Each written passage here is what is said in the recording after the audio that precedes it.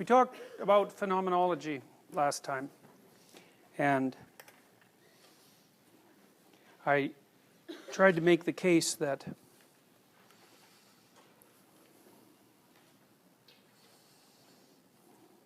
phenomenology, at least in part, was an attempt to include the entire domain of subjective experience inside the definition of reality.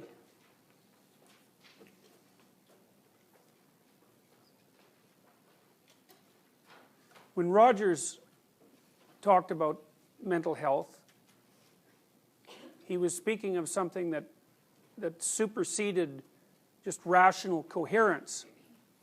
I mean, Rogers also touched on a topic that's become very well developed since the time of Rogers, which is the topic of embodied cognition. It's become increasingly clear to artificial intelligence researchers particularly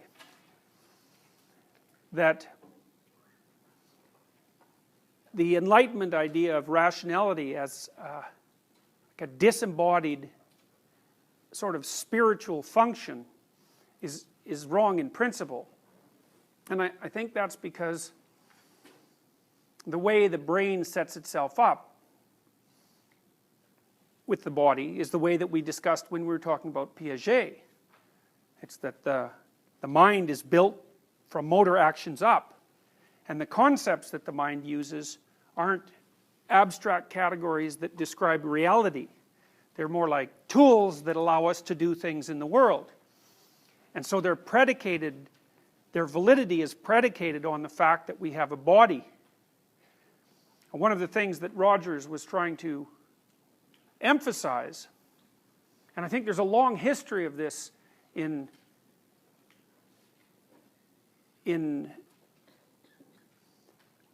Western thought over the last few thousand years, that there are faculties of apprehension that are higher than rationality, and some of those are embodied.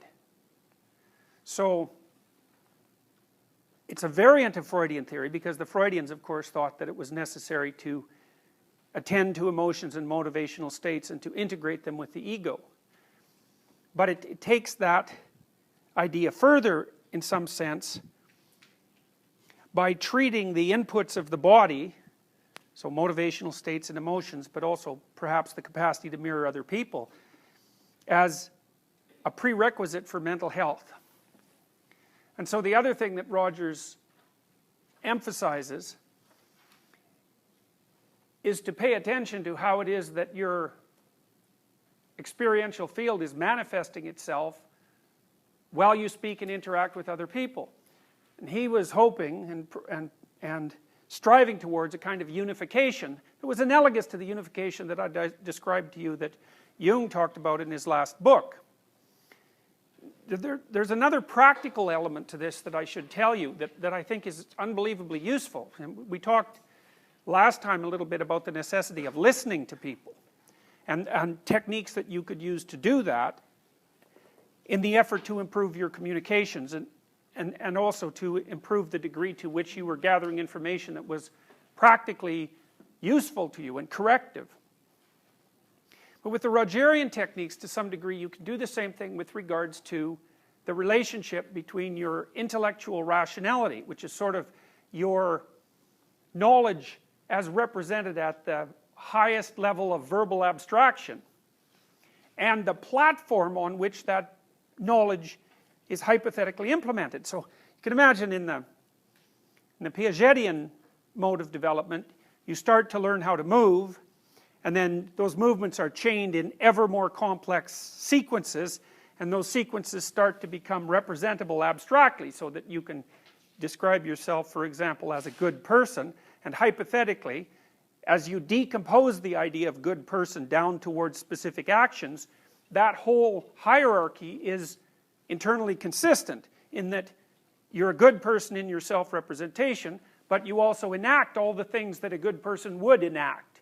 And then there's no flaws in the entire hierarchy. But the weird thing about having an intelligence that's dissociable, which means that you can think up things without acting them out, is that you can also formulate self-representations and ideas that aren't fully integrated with the manner in which you actually act. So you can have a concept of yourself and even an ideological framework that's only vaguely related to the programming that's been instantiated in your body. And Rogers would consider that, he has a technical term for it. It's a form of internal disharmony, non-congruence, that's his term. And the non-congruence idea is a very interesting one because, in my experience, you can feel it. So, and here's something that you can try as an experiment. And I think it's as effective an experiment as the listening experiment that we discussed last time. So, it's very common for modern people, especially intelligent modern people, to identify themselves with the contents of their intellect. But that's a strange thing to do in many ways, because first of all, obviously, you're not just the contents of your intellect, you're also your emotions and your motivations and your body and so forth, and your embeddedness within a social context. But especially if you're intelligent, it's tempting to identify yourself with the contents of your intellect. But there's no reason to assume whatsoever that those contents are in fact congruent with the programming of your body, or even with its natural inclinations. And that's partly because the fact that you can abstract also means that you can learn abstractly, and that means you can pull in concepts from the world at a level of abstraction that may have virtually nothing to do with you. And that's certainly the case if you're educated, because you read all sorts of things, and you know, the reading and all the investigating that you do at an abstract level allows you to have theories about being and theories about yourself, but there's no necessity that those theories about being and yourself have any basis in who or what you actually are. And so that makes you inauthentic. That's the existential perspective. And the Rogerian perspective would be incongruent.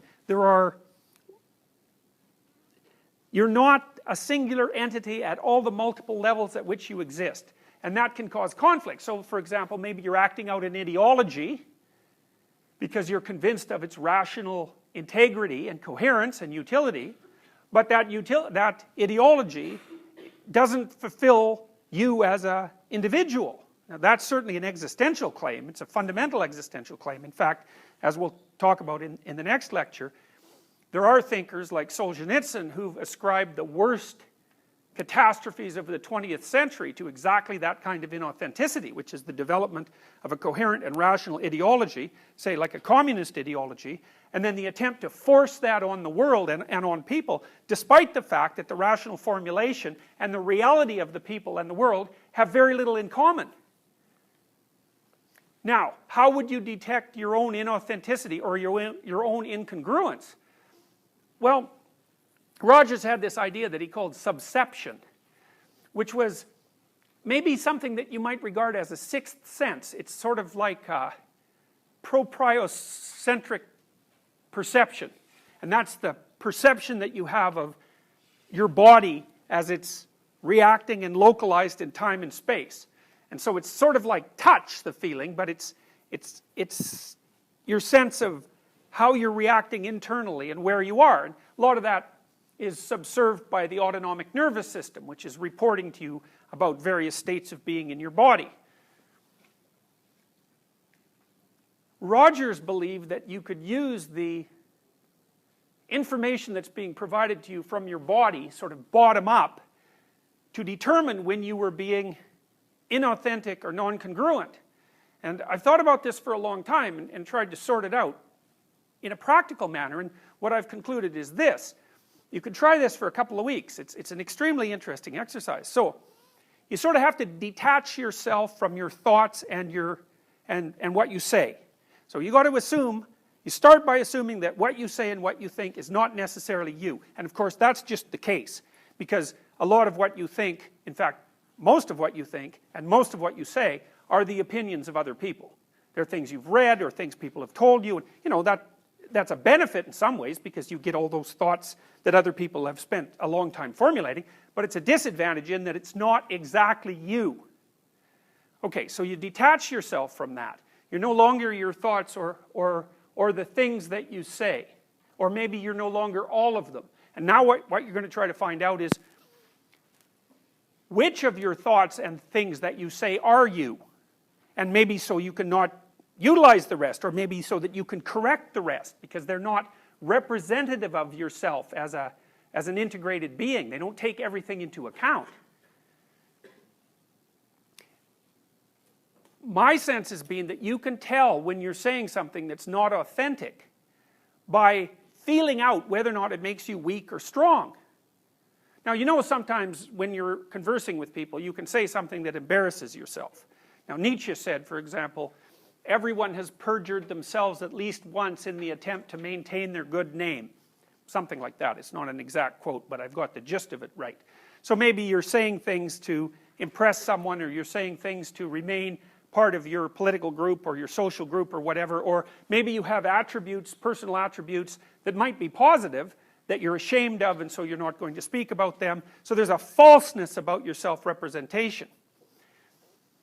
Watch for 2 weeks and see. Make a rule that if you start to say something and it makes you feel weak, it's hard to describe exactly what that means. To me, what it means is that I can feel things coming apart sort of in my midsection, so I think it's an autonomic phenomena. And the subjective sense is of falsehood. It's like I've just stepped off the solid ground and onto something that doesn't support me well, and it feels like a self-betrayal. So that's existential inauthenticity. You can feel it right away.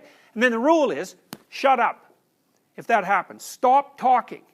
And then feel around and see if you can find some words that you can say in that situation that don't produce that sensation. And it's like, you see this played out in different forms of drama. So there's a scene in The Lord of the Rings, for example, where I believe it's Gollum and Bilbo. It's The Lord of the Rings. It's Bilbo. It's The Lord of the Rings, not The Hobbit, because The Hobbit's Frodo, right? So it's Bilbo. Have I got it wrong? It's the other way around? Okay, so Gollum and Frodo, yes, are going across this swamp. And the swamp is essentially full of dead souls. And they have to step very carefully in order to not fall off the track. And the stones are sort of hidden underneath the surface. And the implication there is that in order to follow a trail properly, you have to pick your ground very carefully, and you have to test it to see if it's solid, or you'll slip off into this, well, essentially what it is chaos. You'll slip off into chaos.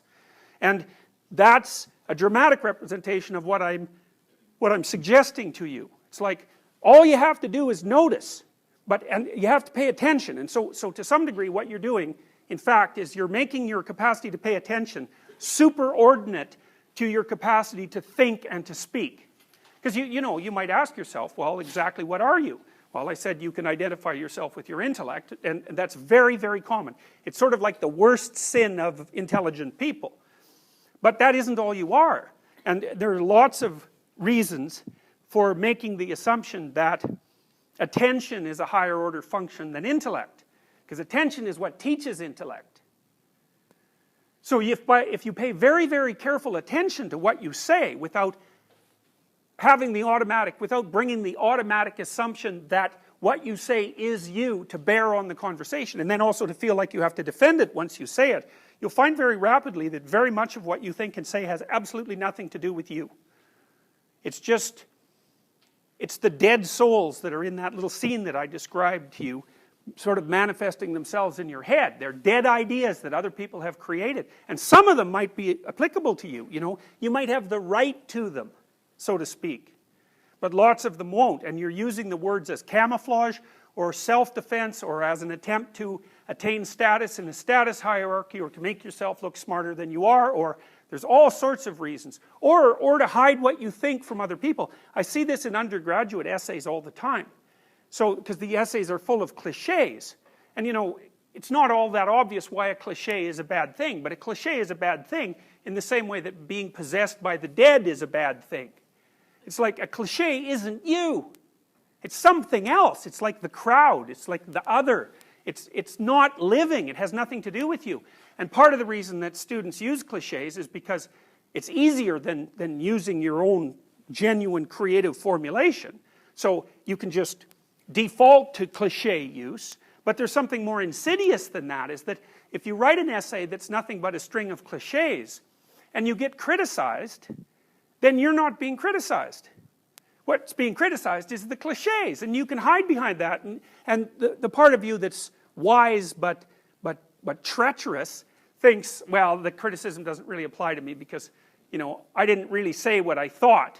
And then there's this kind of sense you get that you've gotten away with something, which is a terrible thing. So when I read undergraduate essays, what I see very frequently is, especially the first essays, just nothing but cliches. It's awful, it's dull, you can hardly stand reading it because there's nothing in it that's gripping or alive. And then maybe the second essay, you can see there's a layer of cliche, and then the person will be brave enough to poke up a thought of their own. It'll just sort of poke up somewhere maybe in 3 pages in. It's like this little green shoot that's barely alive, and the person is brave enough to pop it up in the hope that, you know, maybe it won't get walloped down with a sledgehammer. And so one of the things I try to do is to point that out. It's like, look, you know, this is something, there's a real thought here. It's a real original thought. It's something that you have the right to, because it's derived from your own experience and your own knowledge, and you formulated it in an original and compelling way. But the problem with that is that if you get criticized for that, you're just going to pull right back into your shell, right? Because that hurts, because it's actually part of you that you've exposed, and that's a terrifying thing, to expose yourself like that. But it's an absolute prerequisite to genuine communication and thought. So the ancient Mesopotamians, I haven't got time to tell you this story. If you want to hear it, you can come to my Maps of Meaning class in your 4th year. But the ancient Mesopotamians had figured out 5,000 years ago or so that the highest god in the hierarchy of gods, so sort of like the highest value, or the thing that should be imitated most carefully, was a god whose head had eyes all the way around it, and who spoke magic words. And so the words he spoke could make the sun rise and make the sun set. Very, very powerful speaker. And the reason the Mesopotamians had figured this out to the degree they had was because they realized that the capacity to pay attention, which is the eyes, of course, because we really pay attention with our eyes, and then the capacity to speak properly is in fact the highest virtue.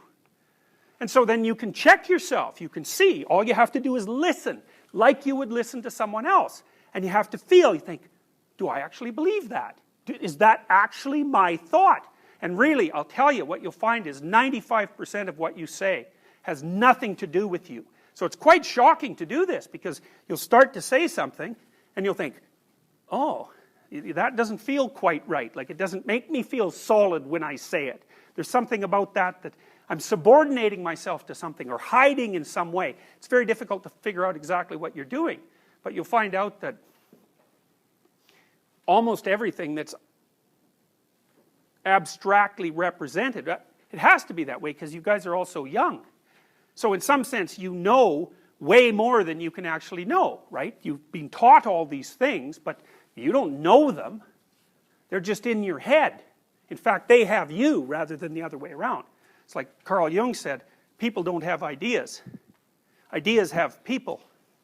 And that's something to really think about, because then you want to watch and see what ideas there are floating around in your head and start to figure out where they came from, because it's highly probable that they're controlling you just like a marionette is controlled by the puppeteer. It's very, very similar. And there's an inauthenticity about that. And so that brings us into existentialism. So now I want to talk to you a little bit about existentialists, because existentialists are very concerned with authenticity. And so you could say that above all else, existentialists are concerned with truth. Now, of course, we know that it's not very easy to define exactly what constitutes truth.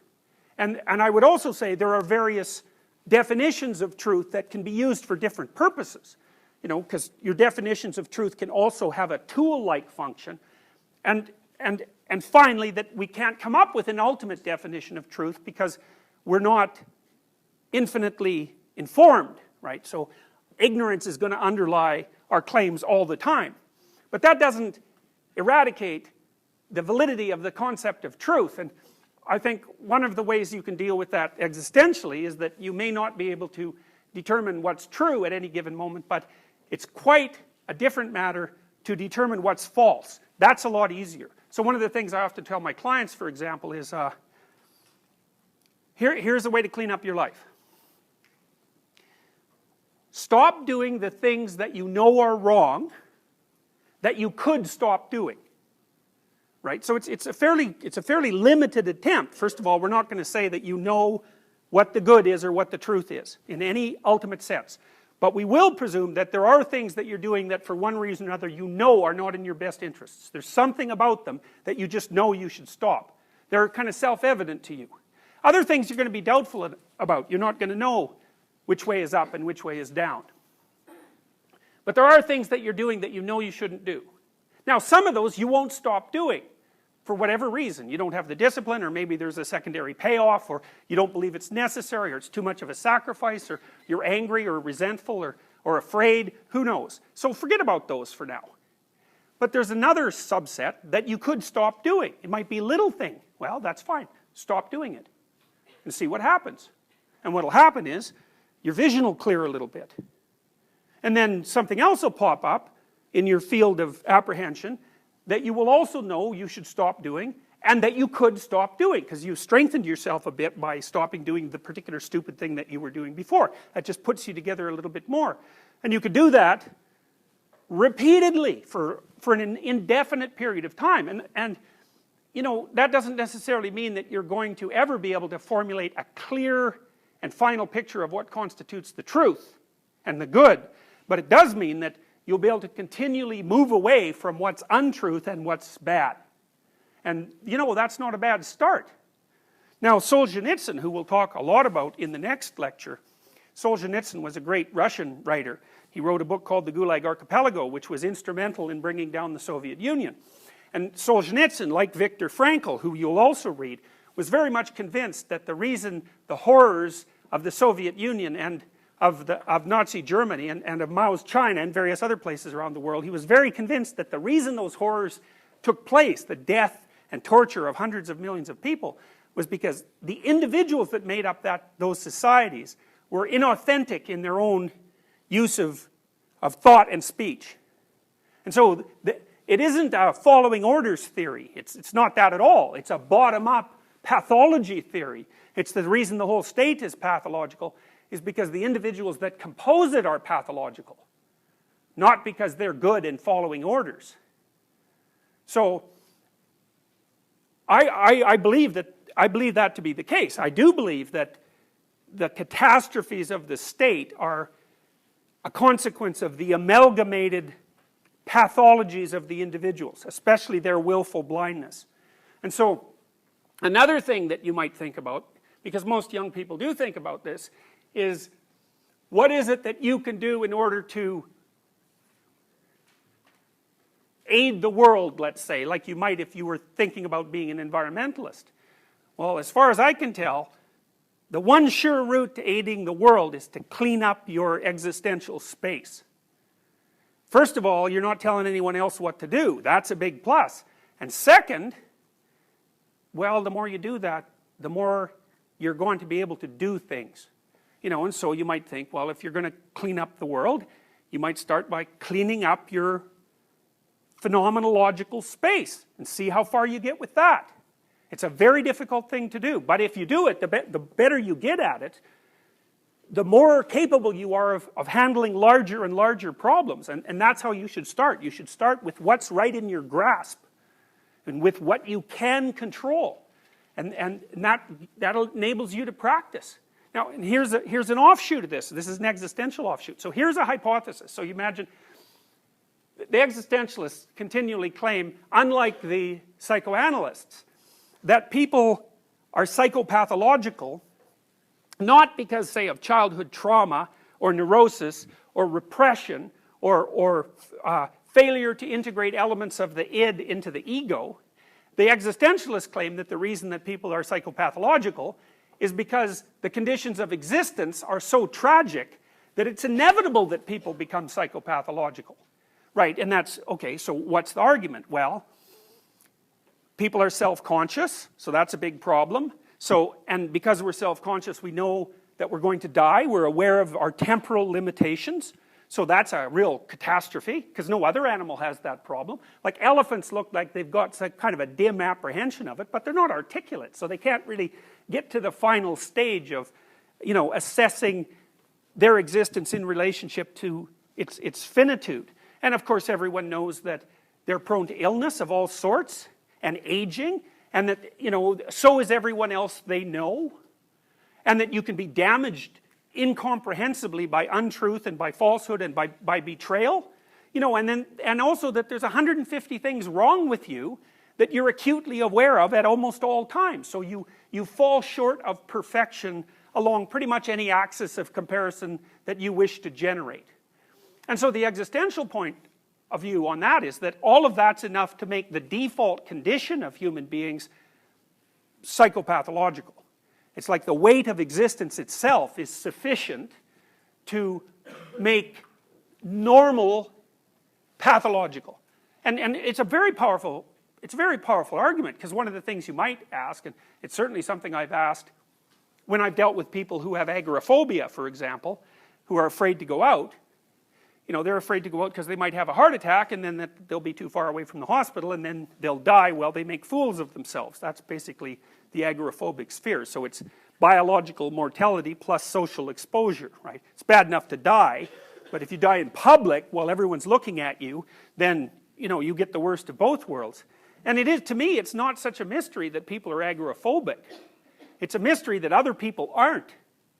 You know, and from the existential point of view, the mystery starts to become the ubiquity of normality, given the intolerable conditions of existence. It's a much more powerful viewpoint, and I think it's correct too, because there's no reason to assume that the default condition of mankind is like calm, rational acceptance of fate. It's like you have to have very, very specific conditions that you're in before you're calm and you know, feeling comfortable and sort of hopeful about the future. It's like that's a rare state to achieve. We can assume that's normal, at least to some degree in our society, because it's unbelievably technologically sophisticated, and we're not hungry that often, we're not cold that often, or, you know, or even sick that often. But to think of that as the norm, it's like, no, definitely not. It's a miracle that it's ever like that. Now, the other claim the existentialists make, fundamentally, is something like this. Is like, well, if the fundamental conditions of existence are tragic, at minimum, because there's worse, there's evil too, which is different than tragedy. Because evil is sort of like unnecessary tragedy. You know, because there's earthquakes, say, and, you know, who are you going to blame about that? But then there's you going to school, and, you know, there's 4 people who've got it out for you, and all they do is pound you flat every time you enter the building, or make fun of you and, you know, try to torture you to death. That's not tragedy. It's not your accidental subjugation to fate. It's some horror show perpetrated on you by people whose only goal is to make sure that there's more suffering in the world rather than less. So you also have to put up with that. But we'll leave that aside for the time being. You're stuck in your pathology because the conditions of existence are intolerable to a self-conscious being. We'll say that. So then you might ask, well, what could you do about that? Well, here's one potential answer. And that answer is, see what happens if you stop doing things you know to be inadequate and wrong. So the hypothesis is every time you engage in an activity like that, you weaken yourself. You put yourself down first, you remove your own self-confidence, but you also fail to take the opportunity to expand your domain of competence. What would life be like if you didn't do that? And the existential claim is, it's a weak claim in some ways. The claim is, well, there's 2. One is, if you don't do that, if you don't try to fix the things that you could fix, things will go from bad to worse for your life, and that will spread out, and it will take everyone else's life along with it. So that's on the negative end. So you don't do it because of the negative end. But then there's a positive claim too, which is maybe if you stopped bullying yourself, the tragic conditions of existence would become bearable because you would be strong enough to tolerate them. And it's analogous to Jung's idea of progression towards the self. It's because Jung has a very strong existential theme underlying his work, derived mostly from Nietzsche. But it's the most optimistic, it's the only optimistic hypothesis I've ever seen in psychology. Truly optimistic hypothesis, because there's other hypotheses like the positive illusion hypothesis, which is basically life is so tragic that you have to tell yourself, you know, happy falsehoods just so you don't go insane, and that's what normal people do, which I think is an absolutely appalling philosophy. It's the ultimate in cynicism, that. But still, that, you know, there's a huge literature on the supposed utility of positive illusions. And then there's also the associated sort of terror management hypothesis, which is that the purpose of your belief systems is to protect you from the anxiety of death, which is sort of a variant of the Freudian idea that religion was a childish delusion designed to protect people from terror of their own mortality. It's a very powerful critique of religion, although it's one that I happen to think is wrong. I mean, one of the problems with Freud's formulation is that it fails to deal with, you know, concepts like the underworld and hell. I mean, if you're going to just whip up a belief system to protect yourself against the fear of death, why in the world would you envision something like an eternity of suffering worse than death if you ever step out of line? It's very hard to understand how that's a defense mechanism. Now, a cynic would say, well, the only reason that, say, Christians invented hell, even though they didn't, it's a very old idea, is so that they had somewhere convenient to put people who didn't agree with them. But you have to be unbelievably cynical to assume that that's the only reason. And I don't think there's any historical support for the idea that that's the only reason. Now, I'm going to tell you some stories that some of the most famous existentialists in history told. They're ideas and quotations, and the existentialists that I've read are often the most powerful of writers. So Dostoevsky is an existentialist, and Solzhenitsyn is an existentialist, and so is Viktor Frankl, who survived the concentration camps, and Kierkegaard. Very weird collection of people. I mean, their fundamental belief systems were often very much at odds with one another. Some of them are atheists, and some of them are Orthodox Christians, especially, you know, because a lot of the literary existentialists were Russian. So you can come at existentialism from a variety of origin points, but what they have in common is what I kind of outlined, is that the first idea is the essential preconditions of life are sufficiently tragic to render the normative state of humanity pathological. And health and health and wholeness as something very difficult to aspire to or accomplish, and that the road to that health is the reduction of deceit. And so that's a thing that's also very interesting about the existentialists, because they make a very straightforward moral claim, which is that lies make people sick. And I'll tell you, in my experience as a psychotherapist, I mean, you know, I can tell you some of the things that make people sick. A lot of them have nothing to do with the psyche. The things that make people sick are, well, they get unemployed. It's like unemployment just lays people out, especially if they're conscientious. They just devour themselves, and it's so stressful, right? Because if you're unemployed, well, your finances become shaky almost right away, plus you don't have any routine, plus you're not involved in anything meaningful in relationship to society, you know, and then you start to eat yourself up with doubts and you know, self-criticism, especially if you're a conscientious person, or especially if you're a conscientious person who's high in negative emotion. It's like unemployment will just flatten you. And then the death or illness of yourself or a close relative, that's really hard on people. And there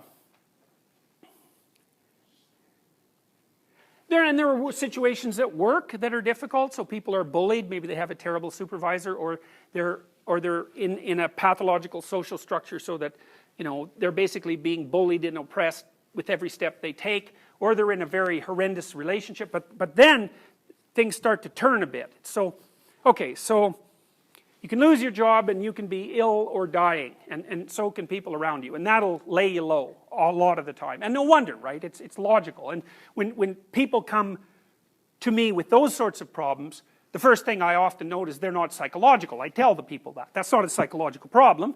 You're unemployed. That's an actual problem. And it's really useful to distinguish those, right? So for example, and this is something that psychiatric diagnosis does very, very badly.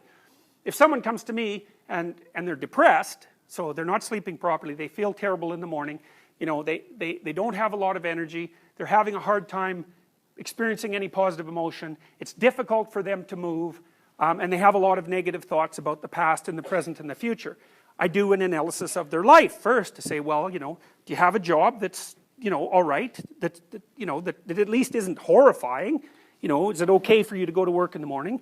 Do you have an intimate relationship that's basically functional? Do you have some friends? You know, are your relationships with your family members okay? Are you reasonably healthy apart from the depression? And do you have useful and interesting things to do that aren't related to your career? And if the person says yes to all of those and they're still feeling terrible, then I think, okay, this person is depressed, right? Because they don't have a problem, they're just depressed. And in my experience, those are the people who respond quite well to antidepressants. You know, because their nervous system isn't calibrating its analysis of their situation to the reality of the situation. It's as if their lower status, according to their status comparator, which is a very primordial thing, since even lobsters have it, so their status comparator isn't paying attention to their actual status. And maybe that's because they're, you know, temperamentally high in negative emotion, or maybe it's because they had been traumatized earlier in their life, and so they're much more sensitive to any signs of failure. It's easier to knock them down. But then you have the other people who are, well, they don't have a job, and they never have, and maybe they're 30 or 35, no real stable employment history, no real educational history, it's pretty patchy, one or more illnesses, and then family members who are just out for their absolute destruction. Like, families can be unbelievably pathological, so they're enmeshed in a familial situation where, for one reason or another, as soon as they get up off the ground a little bit, someone knocks them back down. And so, and then maybe they have a drug or alcohol problem to go along with that, or they have a relationship with someone who has a drug and alcohol problem or a mental illness. And sometimes you see people who have like all 5 of those things going on at the same time. It's like, that's not precisely mental illness. Now, a lot of that's associated with deceit. You know, they're entangled in relationships and in relationships with themselves that are pathologically untrue. So I've seen people, for example, who are in families where probably nothing they were ever told was true. Like, it was never just true. It was always twisted and bent in some way by whoever was talking to them for the purposes of that person. Power or domination or positive illusion or delusion or something. Like, all the communication within the family was motivated. And so, it's so awful to grow up in an environment like that because you can't get a grip on what's real. And then, you know, it can get worse than that in that the person will tell you that they love you and they'll act all sweet, but every time you do anything that's even vaguely productive and useful, they'll just criticize you to death. And all the while telling you that they love you. It's really horrible. And that's all tangled up with deception and lies. And it's a weird thing because if you look at the Freudian hypotheses, you'll notice that Freud attributed an awful lot of psychopathology to repression, right? But I think the distinction between repression and self-deception or deceit is very permeable. It's like, what's the difference between repressing something and lying to yourself about it? Well, Freud would say often that repression occurs unconsciously, but I really wonder about that. I think that what happens is that something happened or you did something that you don't like and it's bothering you and you could think it through, but you just decide not to. You just don't think it through, so it's left vague and uncertain and, you know, fairly emotionally salient, but you just refuse to think it through, and you practice doing that until you've built up a habit of not thinking that through, and then you forget that you've built up the habit, and then it's like it's being repressed unconsciously. But I think that you know, or at least you knew when you first did it. And so, you know, when you meet people who are acting in a twisted and peculiar way, and you ask yourself, they're very manipulative, say, you ask yourself, well, do they know what they're doing? The answer to that could be, well, no. But another answer could be, yeah, but they knew once. They knew when they made the decision to start acting like that, but after they did it 100 times or so and made it into an automatic routine, well, then they forgot its origin and now it runs autonomously. And so now they don't know, but they did know. And so, you know, this is the sort of point, and this is the real point of the existentialists, where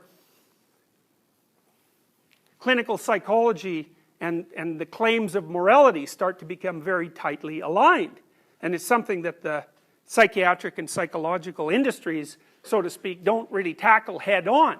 My experience has been that in these situations, for example, where the person has 5 terrible things going on in their life, that there's just deception twisted in and strewn in all of that. People are betraying each other, you know, there's no fidelity in the relationships, there's no clear and genuine communication, everything's manipulation, no one admits to what they're really up to. You know, there's a lot of false and saccharine love, which has absolutely nothing to do with love. It's all for appearance, you know, and you cannot be healthy in a situation like that. I don't think, in my experience, you know, apart from terrible luck, because, you know, you can get cancer, diabetes, or any number of awful things. In my experience, apart from the tragedies of life, there is nothing that hurts people more than deception. Lies do people in. And that's an existentialist claim. The claim is, first, well, life is basically unbearable. That's an existential claim.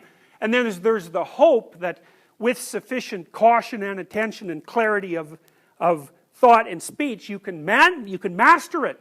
You can master it to the point where you could even accept the fact that it's tragic. But if you multiply its tragedy with the use of deceit, it's like, forget it. Because, you know, it's one thing to be hurt. You know, maybe you break your leg. That's one thing. It's another thing to be attacked by 2 or 3 people who break your leg and do everything they can to demean you at the same time. It's like, lots of people break their leg and they're not traumatized. It's very few people who can go through the latter experience without being, you know, seriously and permanently damaged.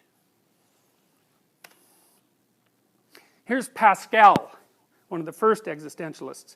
When I consider the brief span of my life swallowed up in the eternity before and behind it, the small space that I fill, or even see, engulfed in the infinite immensity of spaces which I know not, and which know not me, I am afraid, and I wonder to see myself here rather than there. For there's no reason why I should be here rather than there, or now rather than then. Now, another thing the existentialists do that's very they're romantics. They're not Enlightenment rationalists. And part of the reason they're romantics is because they actually don't believe that life is rational. And Pascal's comment on what the existentialists often call thrownness is a description of the fundamental irrationality of life. It's like, okay, here you are. Well, why you? Why here? Why now? Why the way you look? Why with your family? Why your gender? Well, there's no answer to any of those questions. It's just how it is. It's blind and random chance, maybe. There's this, but even if it's not that, there's something arbitrary about it. And there's something that's arbitrary and not self-evidently just or fair. You know, because maybe you could have been born, you know, there are people around the world who make their living in garbage heaps, right? So there's whole families and whole societies that live out in the garbage dumps, and all they do is pick out, you know, the metal and glass that will enable them to sort of glean out a living. It's like, well, why the hell aren't you born there instead of, you know, sitting right here? So there's an irrational element to that, right? You can't justify it, you can't explain it, and you don't really even know what to do about it, right? I mean, do you owe an existential debt to the people who were born much worse off than you? Or is it just okay that it's that way? Well, it's a problem. That, by the way, is the problem the existentialists called thrownness, which is you're arbitrarily here in that form, and there's no explanation for it. And it's something that's outside of human concepts of, say, justice and equity and fairness and even sensibility. And then Pascal also points to the fact that, well, we're rather localized things. You know, you're right there, and there's a lot of what isn't right there around you. So you're a small thing against a big infinitely large potential span of experience, and that's also an existential challenge. It's the challenge of the finite against the infinite. And that's also an existential problem, which is that it isn't your problem, or it is. It's more a problem. It's just a problem that springs out of being human.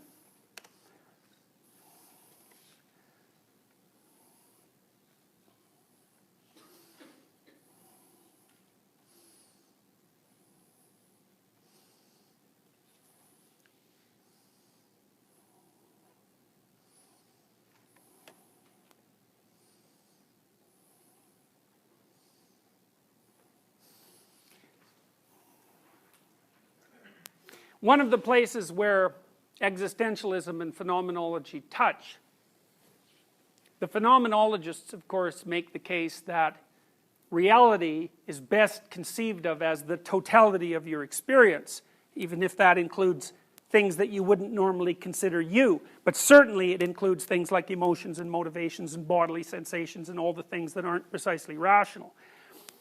The existentialists would take that claim and push it a bit farther by saying, and this is analogous to something I already told you, that the degree to which that phenomenological field, your field of experience, is fractured and incoherent and paradoxical, that occurs in precise proportion to the weakening of the spirit within you that necessarily has to be strong in order to remain uncorrupted by the tragic conditions of existence. So along with the existentialist claim, which is that life is unbearable in its very nature, it's tragic and unbearable in its very nature, is the idea that that's made worse by your own set of inadequacies that you could repair, and worse, that to the degree that you are rife with inadequacies that you could repair, you're going to make the tragic situation that's integral to life worse. Again, not only for yourself, but also for other people. So out of existentialism also automatically arises a kind of moral necessity, which is that you can't just sit in isolation and be useless and resentful. That doesn't work. If you're useless and resentful and you refuse to address the things that you know you should address, you can't help but pathologize everything around you. And so you're stuck with a moral duty, and the existentialists would say more than that. They would say that if you don't shoulder that existential burden, that existential moral burden, you will inevitably suffer for it. You cannot get out of it. You're stuck with it. So existentialists are great believers in free will, in that you have choice.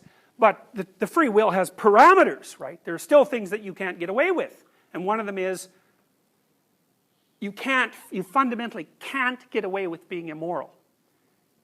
The structure of existence is set up, well, one of the things you might say, if you were thinking about it existentially, is immoral things are precisely those things that you can't get away with.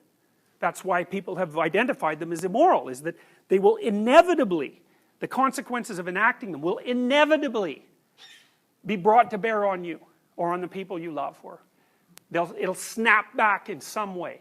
You know, and I see this in psychotherapy very often too.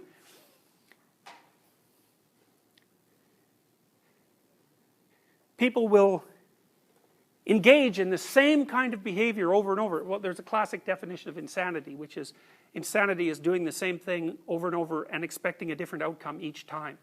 And there's an element of self-deception in that.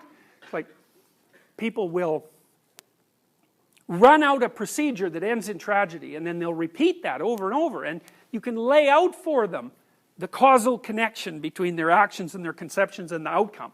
And they'll listen, but there's no change whatsoever in behavior, and so then they run through the routine again, and bang! And what they're doing is immoral precisely because whenever they implement it, it produces the kind of catastrophe they claim to want to avoid. Because, you know, relativists, modern relativists like to think of morality as something that's just arbitrary, like it's a cultural construction. You know, and society 1 thinks that A is bad and society 2 thinks that B is bad, and when you get right down to it, there's no commonality underneath all that. But the existentialists sort of undercut all that, and they just say, well,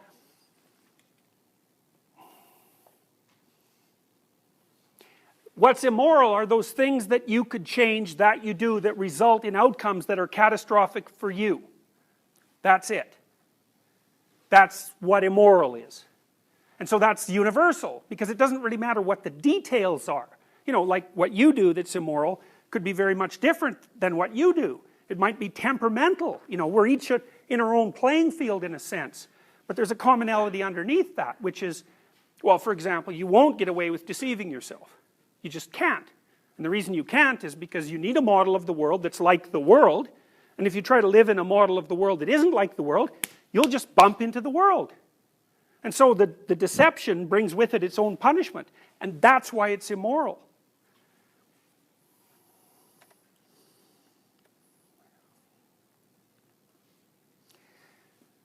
There's other elements of existentialism that I think are extremely interesting. For example, the definition of truth in existentialism is different than the definition of truth that might be characteristic of objective materialism. So truths that are truths from the perspective of objective materialism are scientific truths, and they're usually descriptive truths. And so the truth claims of science go something like this. I'll undertake a procedure, which I'll tell you about, and I'll observe the outcomes. And then if you undertake that procedure, and you observe the outcomes, and the outcomes are the same, you know, and we'll do this maybe 100 times, just to be certain, then we'll assume that what that outcome is real. So, it's a definition of a procedure, that's the experiment that elicits the outcome, and then the demonstration that the outcome is constant across observers. So that's a lovely definition of truth, and it obviously has extreme utility, partly because it helps you separate subjective fantasy, which is a form of reality, from other forms of realities. So another form of reality would be collectively apprehensible reality. You don't want to confuse those two things. In fact, that's actually a sign of, if not naivety and a state of undeveloped differentiation, it can also be a sign of insanity, because one of the things, say, that characterizes schizophrenics is they can't tell the difference between what only they experience and what everybody else experiences. So the scientific definition of truth is a perfectly reasonable definition, but it's not the existential definition of truth. The existential definition of truth is more action predicated. So for the existentialist, truth is a way of being. It's not a collection of descriptions. So it's more embodied, you know, from the Piagetian point of view. And so truth is reflected in what you act. So Nietzsche would say, for example, it doesn't matter what you say. It matters what you do. And if I want to figure out what you believe, I don't ask you. I watch how you act. And I assume that your true beliefs are those that are directing your actions. And so truth is discovered in action. And that's a very different claim, you know, and it's not the claim of a passive observer. It's the claim of someone who's actively interacting with the world. And of course, we're always acting interactively with the world. And not only that, if we don't act interactively with the world, we cease to exist. So we have to do that merely to maintain ourselves. And so the existential claim would be, given that's in our essential nature, there are ways that you can act that are they're improper. And technically, it's like, for example, let's say you want A. And then you act in a bunch of ways that makes it absolutely impossible that you will get A. It's like an existentialist would say, well, there's something wrong with that schema. Like it's not necessarily immoral, because that would only be if you were willfully blind to it. But they would certainly say, well, it's got this self-contradictory element that makes it wrong. So insofar, it's like this. Insofar as you're acting towards an aim. You want something. And then insofar as you want something, the fact that you want it constitutes the framework within which you evaluate the utility and truth of your actions, right? So it's like you come up with a theory of truth just because you're doing something. And the theory is, A, that what you want is acceptable to want, and you know, that can be true or not, but it doesn't matter, you just assume that. And B, that those things that will get you to that end are appropriate. You can't get out of that if you're doing something. You're making a claim about the structure of the world and what constitutes appropriate action as soon as you make any action. You can't get out of that. Nietzsche said, "Can one live it? All truths are bloody truths to me."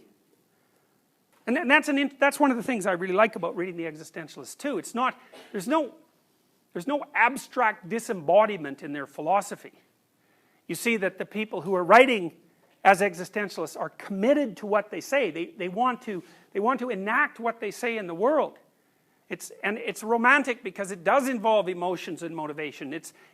See, with reason alone, Enlightenment view of reason was that reason and the passions were antagonistic, that all the passions could do would be to cloud reason, and that it was reason's job to lift itself up above the body and the emotions and clarify the nature of the world. The existentialists would deny that completely. They would say, no, it's that the purpose, the appropriate mode of being is to act properly.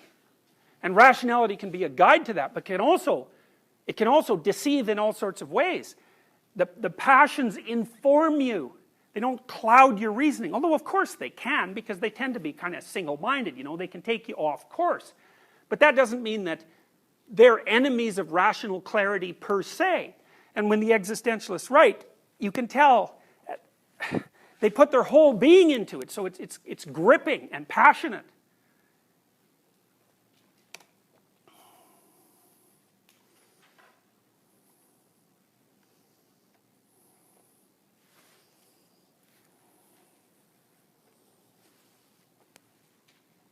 The existentialists have also identified sort of classes of pathology that are unique in some ways. They're outside the purview of standard psychology and psychiatry.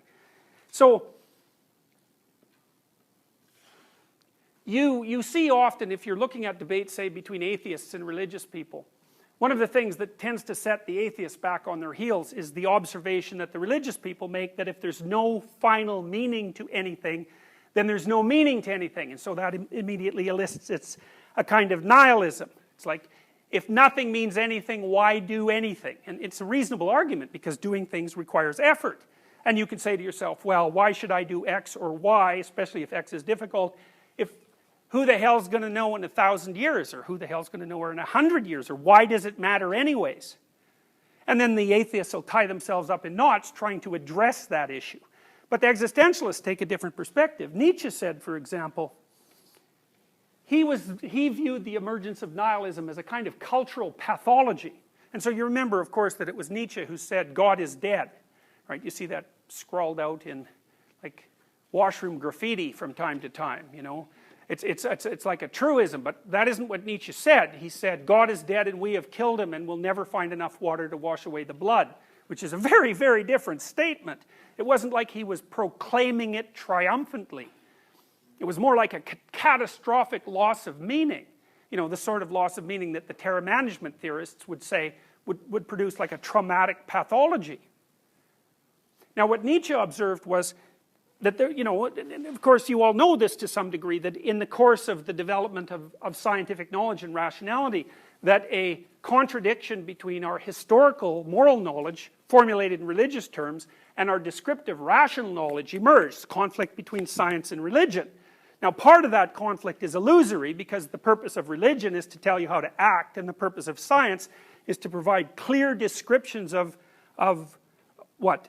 Universally apprehensible reality. They're not working in precisely the same domains. It doesn't matter. Nietzsche's observation was this. He said, well, it's pretty clear that the scientific rationalists are going to demolish the substructure of Western religious belief, and then of course the substructure of that sort of belief all the way around the world. And there's going to be consequences to that. And he said there's going to be two consequences. And he predicted this, say, in 1850. It's something like 1850 in Will to Power. It's unbelievable. He said that what's going to happen in Europe is that there'll be the rise of socialist/communist utopian schemes that will possess people, and that will produce a war, and the consequence of that war will be that hundreds of millions of people die. And he predicted that like 80 years before it happened. Well, maybe less if you think of the Russian Revolution as a precursor of that, which Dostoevsky would have certainly viewed it as a precursor of that. Now, so there's totalitarianism on one side. That's one of the dangers. Another danger is nihilism, and the nihilism emerges because you shatter the meaning structure within which action is conceptualized. And so those are like two emergent pathologies that threaten people. Now, if you talk to someone who's nihilistic, and rationalists are almost always nihilistic, especially if they're depressed, they'll say things like I already told you, what difference does it make anyways? Now, Dostoevsky played out those themes, for example, in a very, very powerful way in a number of his books. So, The Possessed, for example, it's funny because Dostoevsky and Nietzsche wrote at the same time, and Dostoevsky wrote literature and Nietzsche wrote philosophy, but they were doing exactly the same thing. In Dostoevsky's The Possessed, he talked about description of the Russian political, economic, ideological scene, and what he saw happening was that as people moved away from their enmeshment in a historically conditioned meaning system, so that was, say, Judeo-Christianity, that they started to become susceptible to utopian, rationalist utopian ideologies. It was so out with one belief system and in with another. And the other was more dangerous because like the religious system sort of emerged from the bottom up, and they were weird and mythical and difficult to understand from a rationalist perspective, whereas the utopian schemes were rational constructions, ideologies, very narrow, and they were just imposed on people. So for example, the communists would say, from each according to his ability, to each according to his need, which sounds wonderful, but if you put it into practice, it's like it's instantly genocidal. So Nietzsche said, well, as the modern world suffers through the contradiction between scientific rationality and ritual religion, historically conditioned, the consequence of that is going to be that two pathologies will emerge.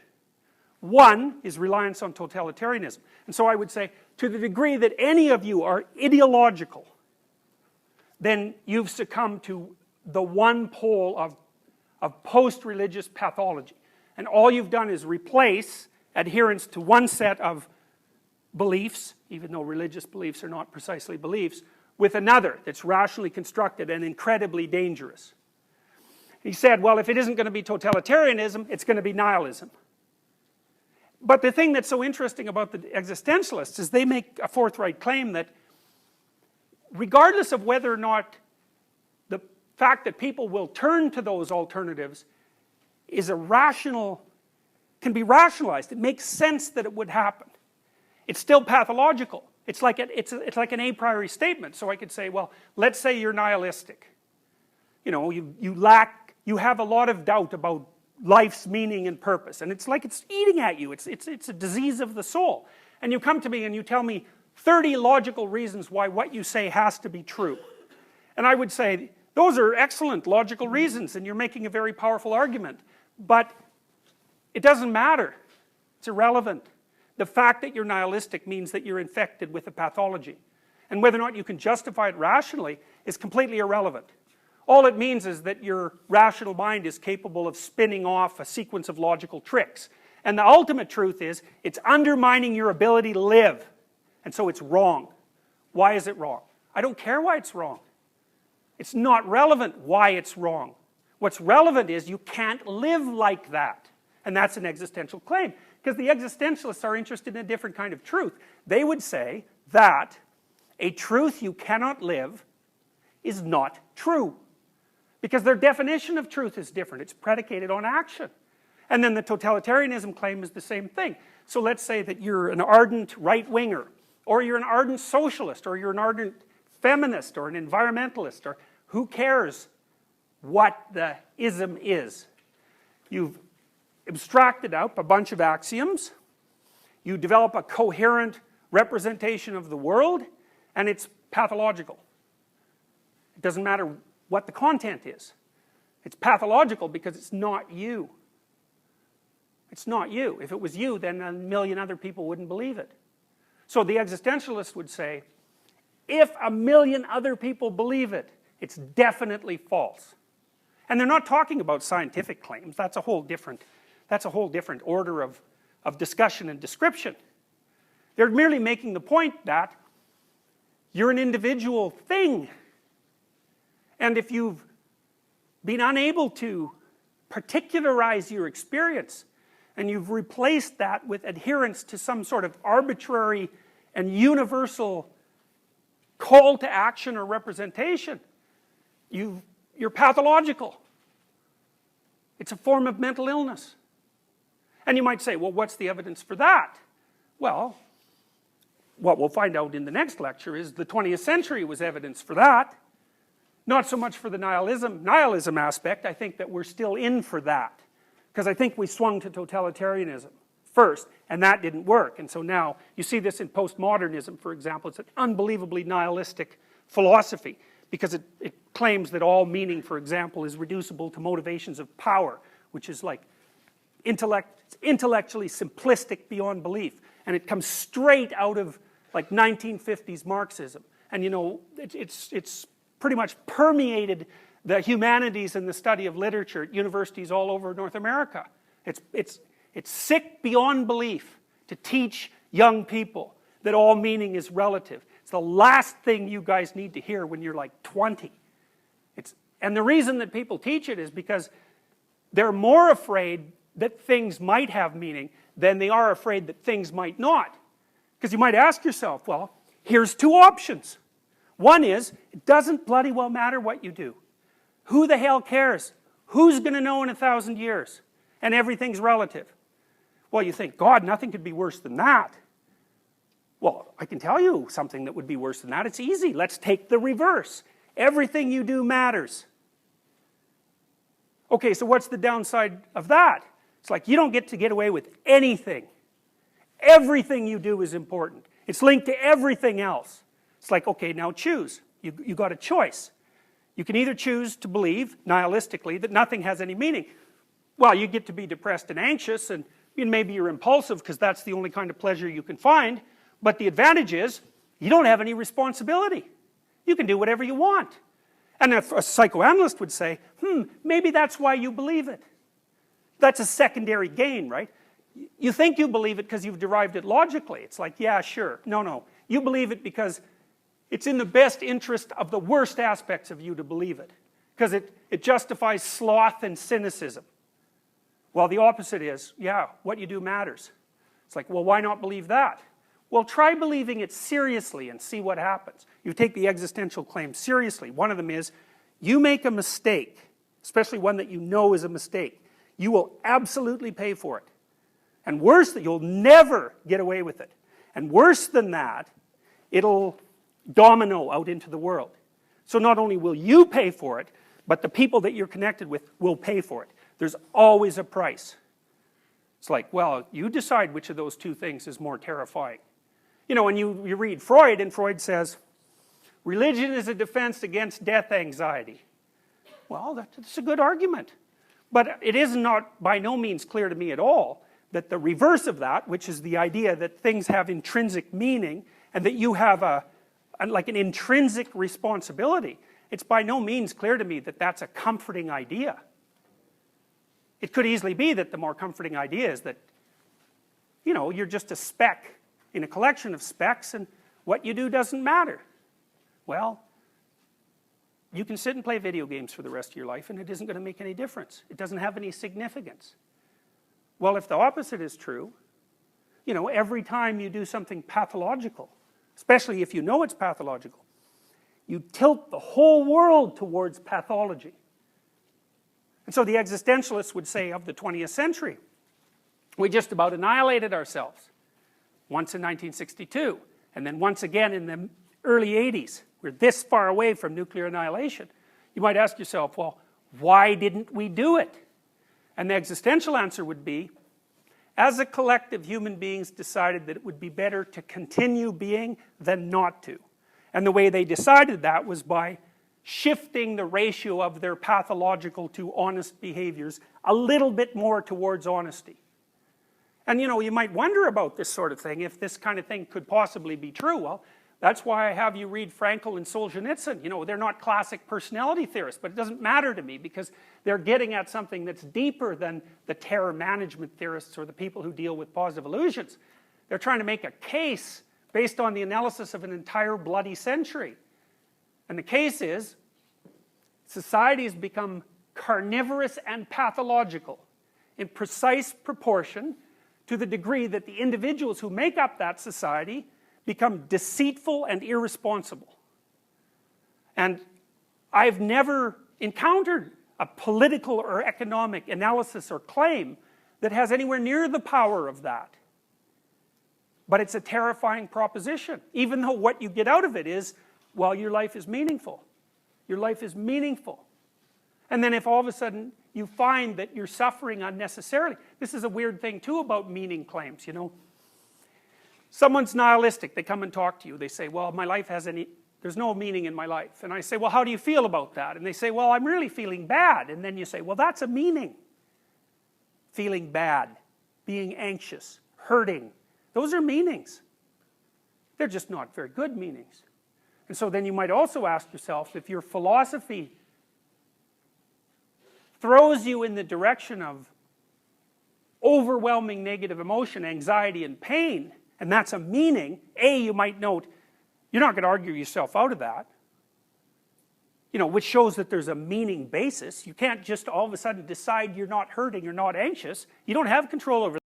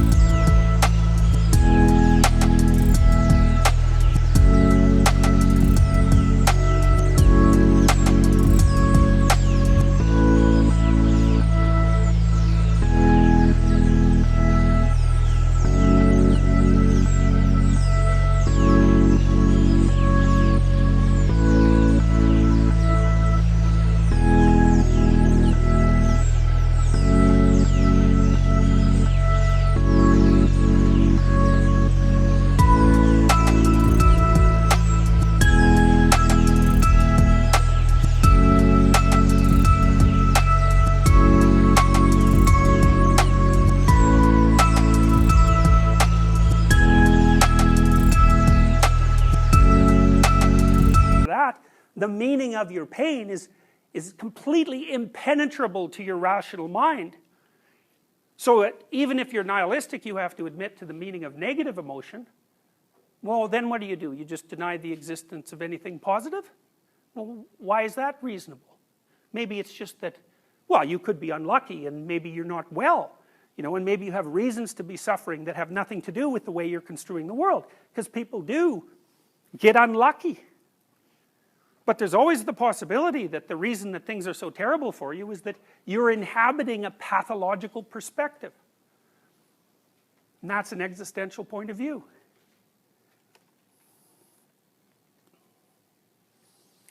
Can somebody tell me what time it is? It's what? Oh, well, good. Then we can stop. We'll see you after reading week.